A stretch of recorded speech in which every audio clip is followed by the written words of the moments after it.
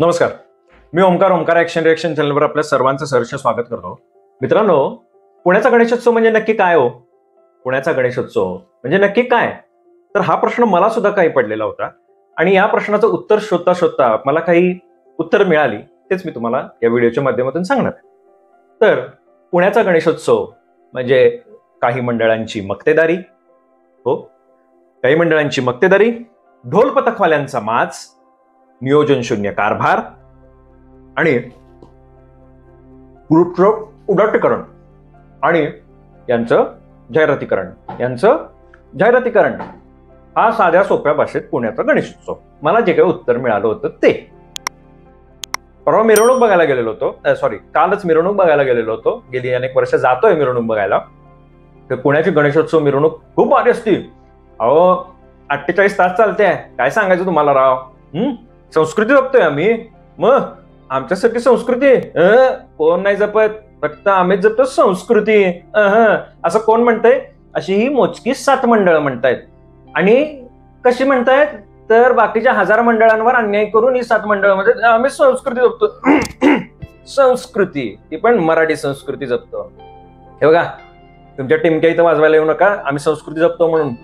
त्या बाकीच्या मंडळांवर हे अन्याय कसा करतायत, पैशाच्या जेवावर काय काय चालू आहे, हे सगळं तुम्हाला या व्हिडिओच्या माध्यमातून सांगतो.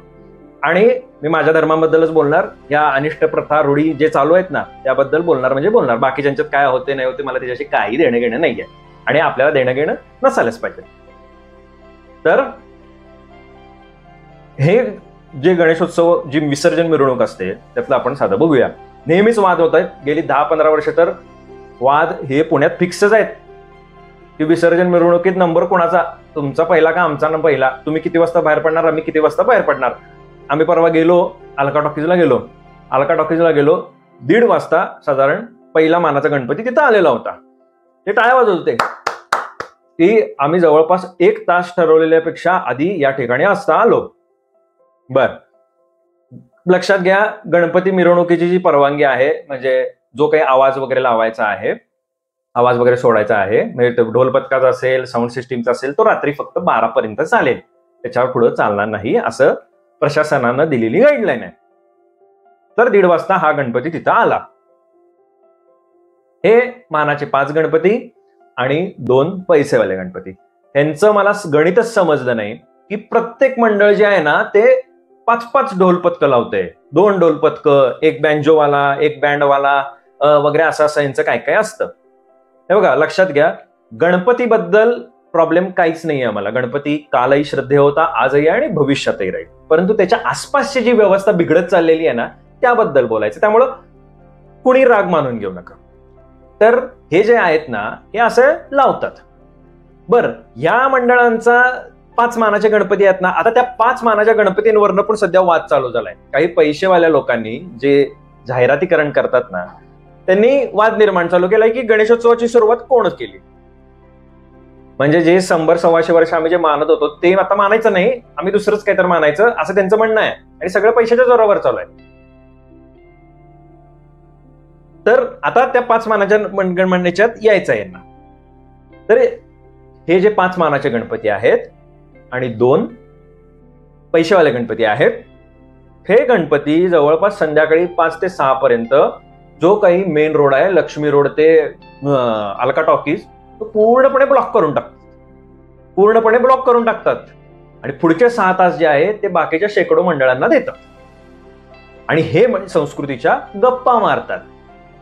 तर दुसऱ्या मंडळांवर पण अन्याय न करणे म्हणजे सुद्धा संस्कृती असते. हो, संस्कृती असते, याला संस्कृती म्हणतात.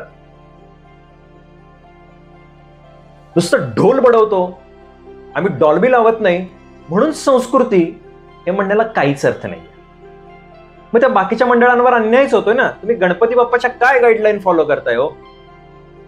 आणि मग नंतर 6 वाजता झालं ना, हे आमचा गणपती झाला, 7 मंडळांचा गणपती झाला, बाकीच्यांचा आपल्याला काय माहित नाही, झालं बाबा, आम्ही संस्कृती जपली. ही तुमची संस्कृती. याच्या पुढचे जे येतात ते येतात म्हणजे ढोल पथकवाले. शपथ, त्या ढोल पथकवाल्यांचा माज तुम्ही जर एवढा बघितला ना विचार पण करू शकत नाही. काय समजतात ती लोक काय कळतच नाही. एक तर प्रशासन नियोजन शून्य कारभार करते, अहो त्या मी दाखवतो जमलं तर याच्यात व्हिडिओमध्ये, तो मेन रोड आहे लक्ष्मी रोड, त्या ठिकाणी चौकात तुम्ही ज्या ठिकाणी लोक ये जा करणार आहेत त्याच ठिकाणी तुम्ही बूथ उभा केले. तिथली मंडळ काढलेली नाही आहेत, तिकडं काटायला लावल्यात तिकडं काटायला लावल्यात. एका ठिकाणी गर्दी होती, चेंगराचेंगरी होती, लोक मग जरा पुढनं रस्त्यातनं खाली उतरून जायचं करायला लागलं. तर हे ढोल पथकवाले बघत पण नाहीत, ढकलायचं हे मागे सारखायचं आम्हाला काय माहित नाही, आम्ही ढोल पथकवाले.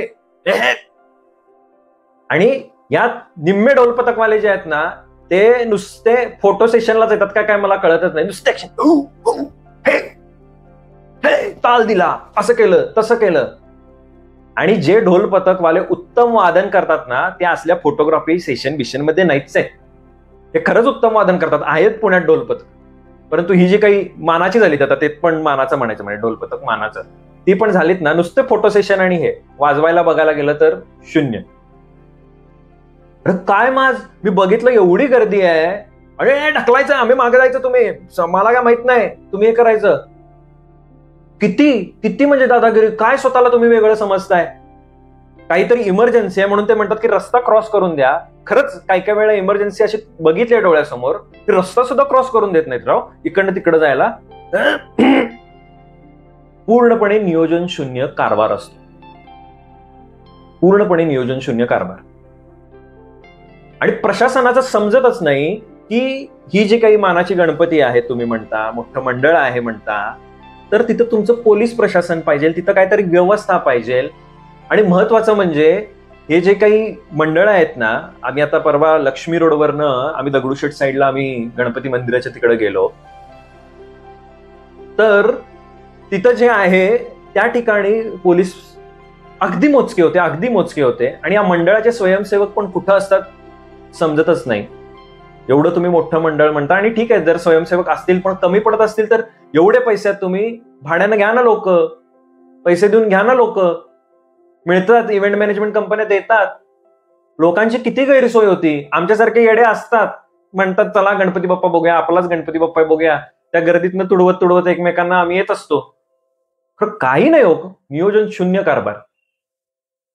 आणि यांचे ते कार्यकर्ते अध्यक्ष यांच्याबद्दल तर काय नाद खोळाच, तुम्ही विचारूच नका. मी आत्ताच एक मुलाखत बघत होतो, व्हिडिओ करायच्या आधी ते असे बसलेले, ते म्हणले की आमचं गणेश मिरवणुकीमध्ये बैल जे आहेत ते बैल मिरवणुकीत आणायचं कारण म्हणजे आम्ही शेतकऱ्याला सन्मान देतो, शेतकऱ्याला मान देतो, असं करतो असं करतो वगैरे, असं तसं मोठ्या गोष्टी सांगत होते. हेच जर शेतकऱ्याचं पोर तुमच्या त्या मंडळामध्ये आलं, हा शेतकरी आला, तर तुम्ही किती मान सन्मान देता हो? तुम्ही त्याला फोटो काढू देता का तिथं?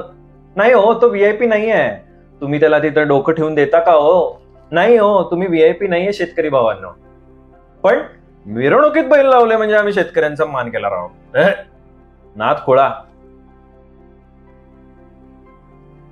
आता प्रशासनाला पण हेच विचारायचं आहे, किंवा सगळ्याच पुणेकरांना हेच प्रश्न विचारायचा आहे की 7 मंडळ म्हणजे पुण्याचा गणेशोत्सव आहे का?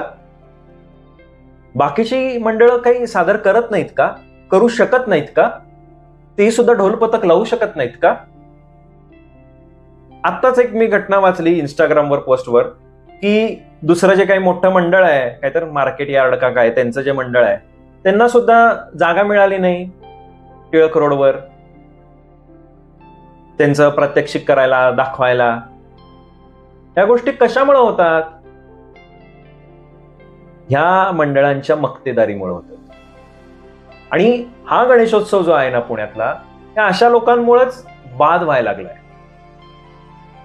हे जे काही सो कॉल्ड संस्कृती जपणारे लोक आहेत ना, यांच्यामुळेच. सकाळी 7 ला सुरुवात करा ना, तुम्ही 3 वाजता मोकळं करा हे पूर्ण लक्ष्मी रोड आणि अलका टॉकीज. करा तुमचा गणेशोत्सव जो काही साजरा करायचा, बाकीच्या मंडळांना पण द्या वेळ तेवढाच. आम्ही 6 तासात गणपती 6 पर्यंत संध्याकाळी गणेशोत्सव साजरा करणार. बाकीच्यांचं काय माहित नाही, आम्ही 6 वाजता गणेशोत्सव साजरा करणार, 7 वाजता आम्ही मस्त टिमक्या वाजवायला मोकळे, आम्ही संस्कृती जपतो. हे डॉल्बी लावता येतो, हे असं करता येतो, ते तसं करता येतो. याचा सारासार विचार करा, नाहीतर येणाऱ्या काळामध्ये या गणेशोत्सवाला काही अर्थ राहणार नाही, नाहीच राहणार आहे. हे मला आता भविष्यातल्या गोष्टी दिसत आहेत का ते पण तुम्हाला सांगतो. कारण तुम्हाला मी जसं मगाशी जे म्हणलं ना, मी ओवाच खात होतो, लक्षात घ्या. खरं एक म्हणतात ना की दाखवायचं होतं की यांचं उदात्तीकरण चालू आहे. जे पूर्वी अवैध गोष्टी विकत होते आणि यांचं जाहिरातीकरण चालू आहे. अरे कितपत तो गणपती दिसणार राव यांच्या उदात्तीकरण आणि जाहिरातीकरणामुळं. काय करायचं हे पुणेकरांनी ठरवा. आणि जोपर्यंत बाकीच्या गणपती मंडळांना समान न्याय मिळत नाही तोपर्यंत संस्कृतीच्या टिमक्या वाजवायच्या नाहीत. हो, नाही वाजवायच्या. तुर्तास इतकंच. गणपती बाप्पा मोरया, मंगलमूर्ती मोरया. पुढच्या वर्षी लवकर या, परंतु या सगळ्यांना सद्बुद्धी देऊन या, नाहीतर थोड्या वेळानं आला तरी चालेल. व्हिडिओ आवडल्यास लाईक करा, शेअर करा, चॅनलला सबस्क्राईब करा. महत्वाचं म्हणजे तुमची सदसद विवेकबुद्धी जागृत ठेवून कमेंट बॉक्समध्ये तुमचं मत जरूर मांडा. तोपर्यंत धन्यवाद.